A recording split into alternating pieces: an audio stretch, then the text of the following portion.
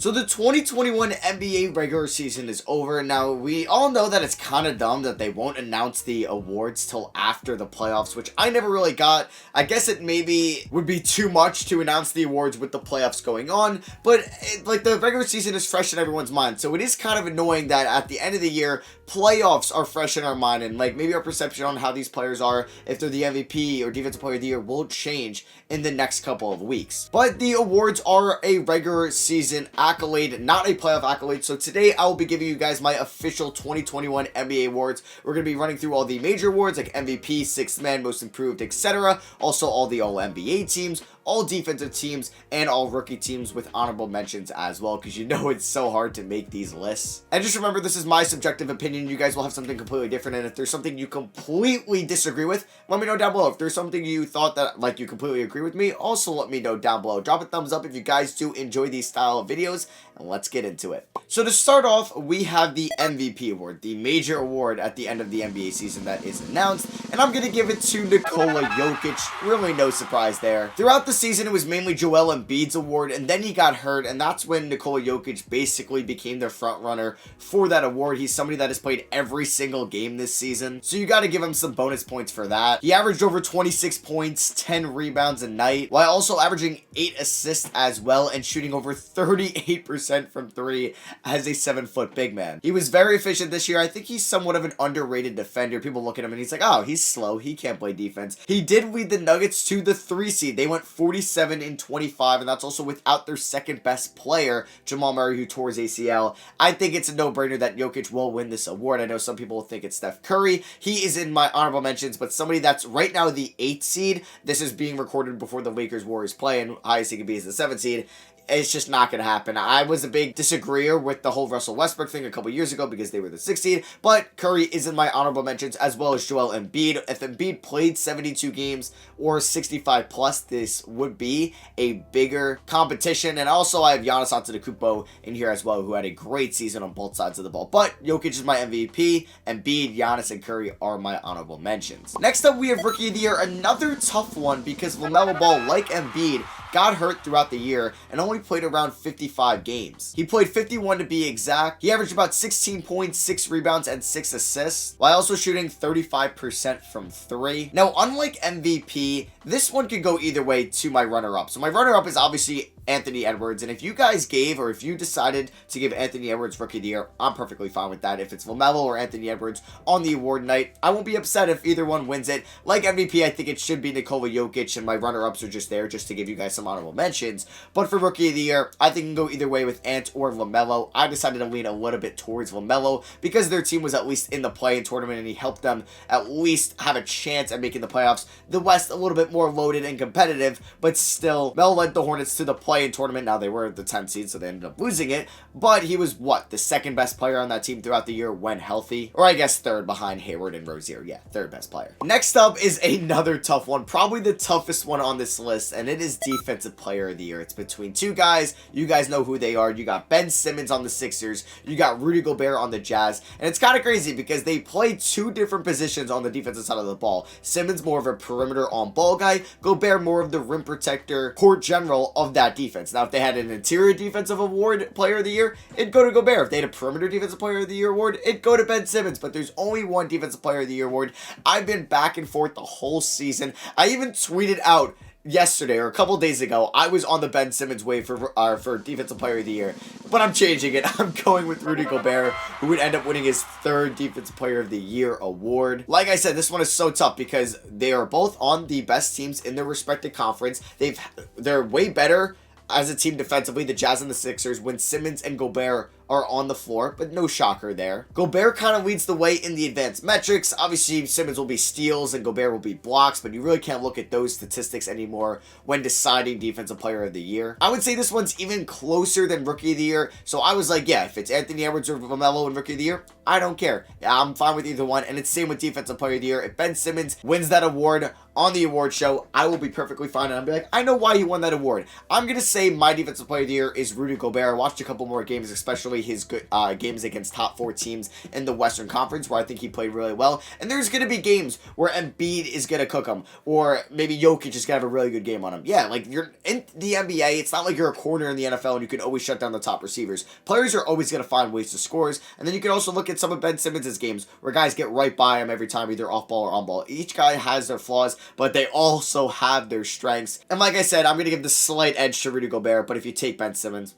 I'm perfectly cool with that. All right, now we have an award where it's not too much of a debate. Most improved player. My most improved player of the 2021 season is Julius Randle of the New York Knicks. Julius Randle went from 19.5 points per game to 24 points per game from last year to this year. He went from just under 10 rebounds a night at 9.7 to 10.2 this year. The big improvement was his passing game. He went from 3.1 assists to 6 assists a night. And probably something bigger than his passing, he took about 3.5 threes last year. He had about 27% of them. Not good. He took over 5 threes a night this year. Yeah, he jumped up about 1.5 threes a night, and he shot it at a 41% clip. Yeah, he went from 27% from 3 on lesser volume to 41% from 3 on a higher volume. That's kind of mind-blowing. He also improved drastically as a free throw shooter, going from 73% to 80+%, and while also taking more free throws this year. And he also helped lead the Knicks to the 4 seed. He was an all-star, probably going to make an All-NBA team, kind of spoiler for my All-NBA teams.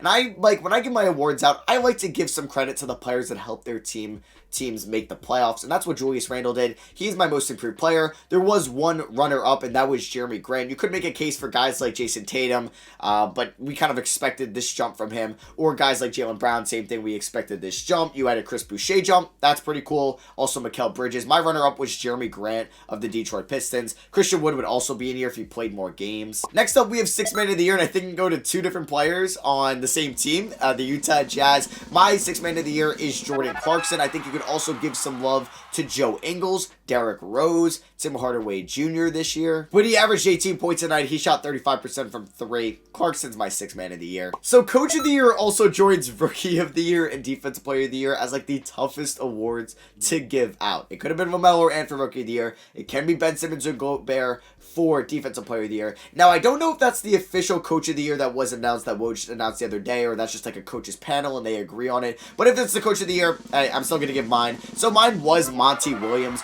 but you could go Tom Thibodeau. He's my very close runner-up. And you can make an argument that the Suns were supposed to be good because they acquired Chris Paul throughout the offseason, one of the best leaders and ceiling raisers and floor raisers in the NBA. Like, it was kind of a no doubt that the Suns were going to make the playoffs this year, so we kind of already knew this, but I do think that they overachieved, becoming the 2 seed. Now, for the Knicks, everybody predicted them to be a bottom 3 team in the Eastern Conference, including me. I had them as like my 14th seed, and they shocked everybody and became the 4th seed with a roster that isn't that talented when you look at it.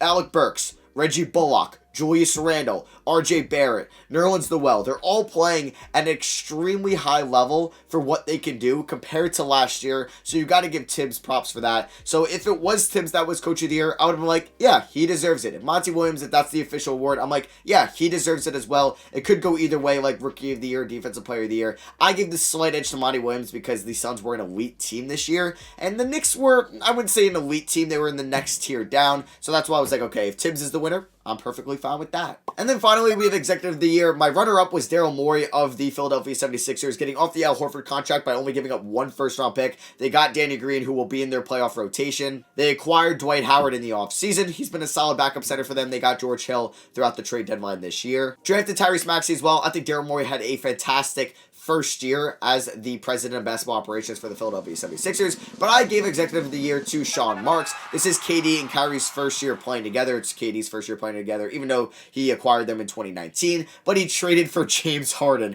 a top 7 player in the NBA. That's going to make the Nets most likely finals favorites in the Eastern Conference when you're looking at betting odds, with a big 3 of Harden, with KD, with Kyrie. He also picked up LaMarcus Aldridge throughout the year. Jeff Green was a great pickup, and also Blake Griffin as well he got throughout the year. So I'm going to give Executive of the Year to Sean Marks, with Daryl Morey being a close runner-up. So now we're in the All-NBA teams, and oh boy, these were tough. So I'm going to go through these fairly quickly. I kind of went to the awards a little bit more.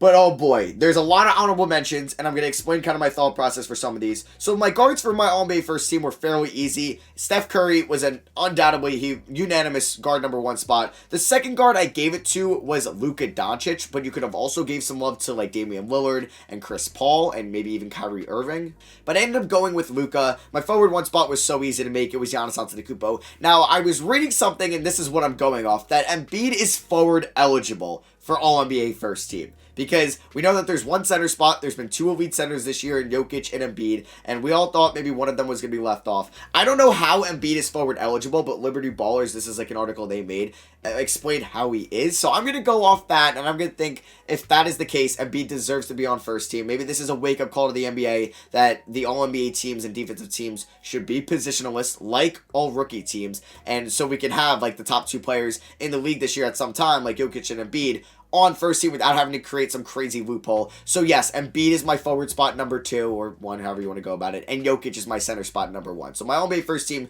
you got Curry, Luka, Giannis, Embiid, and Nikola Jokic. Onto my All-NBA second team, we got Chris Paul. He's led the Suns to a 2 seed. This was fairly easy. Maybe doesn't have the greatest statistical resume out of most guards on this list, but what he's done for the Suns, I couldn't keep him off All-NBA second team. And like I said, especially for All-NBA teams, like everybody on my All-NBA teams have made the playoffs. Besides technically Curry, because we don't know if the Warriors are going to be in it yet, because I'm recording this about 3 hours before that game starts. But yeah, like I said, Chris Paul, I'm giving him some love for getting the Suns to the 2 seed. Damian Lillard, also another guard spot. Pretty easy decision there. Kawhi Leonard did miss a lot of games. He's making this list. Also, speaking of missing a lot of games, if the players did not play 50 or more games, they won't be making my All-NBA list. I wanted them to play at least 69% of the games. I'm so immature. But that's just how it turned out to be, 50 divided by 72. So that means like James Harden, LeBron James, they will not be making my All-NBA list. But yeah, Kawhi gets the forward number 1 spot. Julius Randle of the New York Knicks gets that number 2 spot. If the Knicks were maybe the 8th seed,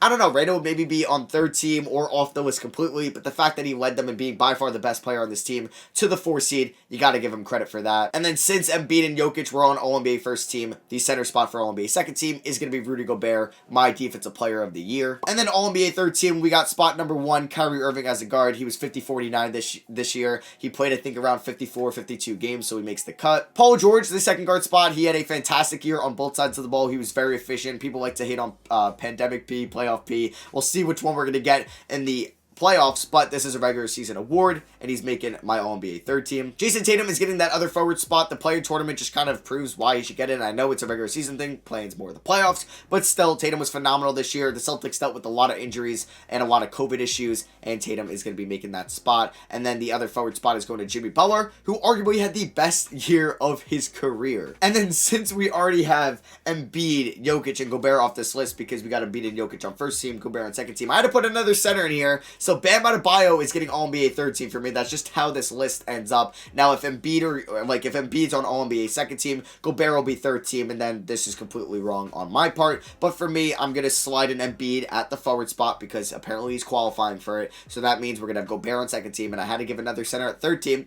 and I gave it to Bam, who also had a very good year on both sides of the ball. So those are my All-NBA teams. I had a bunch of honorable mentions. Harden was one of them. Obviously, I said that he didn't make it because he didn't play 50 games. Also, Zion Williamson, Bradley Beal. Wanted to put Bradley Beal on here because he had a fantastic scoring season, one of the best we have seen in a little bit. He ended up as the second leading scorer in the NBA, but his team didn't make the playoffs, so that's why I gave PG the better edge on All-NBA third team over Beal. Russell Westbrook, also an honorable mention. He had a very good second half, but not the best first half. Donovan Mitchell didn't make the cut because the guard competition was so good. It became down between Donovan Mitchell, another honorable mention, and Devin Booker, or Kyrie Irving for that last guard spot. And then also Zach LaVine didn't make the list. He's an honorable mention. And Jrue Holiday as well. Jrue Holiday really wanted to put on this list. And if he makes it over Paul George or Kyrie Irving, I'd be like, all right, I could see why. He was phenomenal this year. So yeah, those are my honorable mentions. Now let's get on to the old defensive teams. Very tough as well. Like, so tough because it's only 2 teams. There's only 1 center spot each side. So my All-NBA first team guard spots are Ben Simmons and Jrue Holiday. Fairly easy ones for me.